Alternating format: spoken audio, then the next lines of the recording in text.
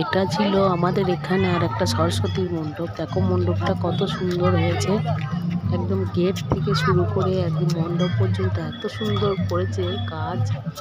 প্রচুর টাকা এই প্যান্ডেলের পিছনে খরচা করে। আর সরস্বতী পুজোতে এখানে ভালো ভালো মণ্ডপ হয়। আমাদের এখানে জজান বলে একটা জায়গা আছে, বিখ্যাত মুর্শিদাবাদের অঞ্চলের মধ্যে বিখ্যাত মন্দির মণ্ডপ হয়।